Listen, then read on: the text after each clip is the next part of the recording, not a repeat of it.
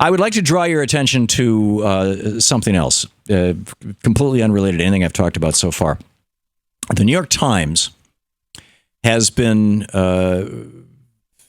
in their deal book session with founder Andrew Ross Sorkin, has been Michael Corkery, Jessica Silver Greenberg have been writing a series called Beware the Fine Print. And it's about arbitration. Arbitration is where, by contract, you sign a contract and you say, I surrender my 6th, 7th, and 8th Amendment rights to a trial by jury. I surrender that.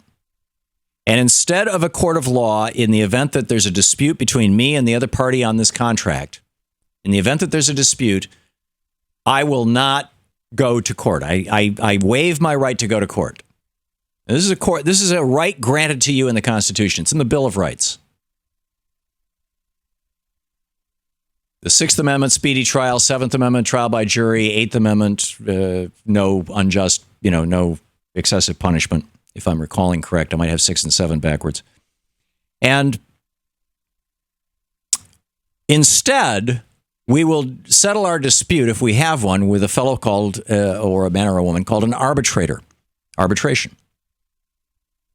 Now, that's pretty bizarre, and increasingly, whether it's your cell phone contract or your contracts you don't even realize you've signed, your mortgage, your internet access, your health insurance, whatever it may be, increasingly they're putting these arbitration clauses in. So we are all giving up our rights to a trial by jury. Number one. Our right to sue. We are giving up our right to sue. But now it gets even more bizarre. In today's version of this, and I strongly recommend you read these in the New York Times. They're brilliant. They start out with this fellow who went to Teen Challenge in 2012 for a drug and alcohol problem, and they did gay conversion therapy on him. So his family thought about suing because he died. And what they discovered was that there was when they signed the contract to admit him, there was a thing that said, Holy Scripture shall be the supreme authority.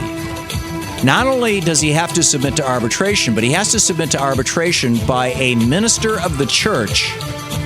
And the standard that will be used to determine whether this organization is held liable for the death of this young man will be the Bible.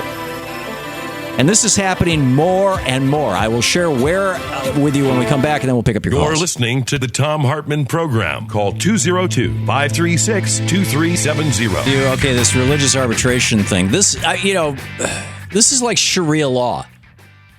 I mean, Sharia law is religious arbitration. You don't go into a secular court. You go into a religious court, and what is decided based on religious law. It is happening in the United States.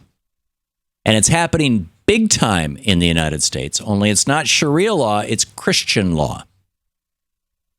Christians are using this. Customers who buy, reading from today's New York Times, this piece by Michael Corkery and Jessica Silver Greenberg, customers who buy bamboo floors from Higuera Hardwoods in Washington State must take any dispute before a Christian arbitrator.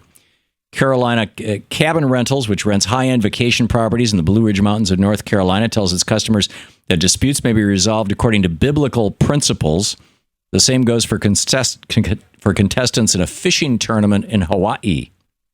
Scientology.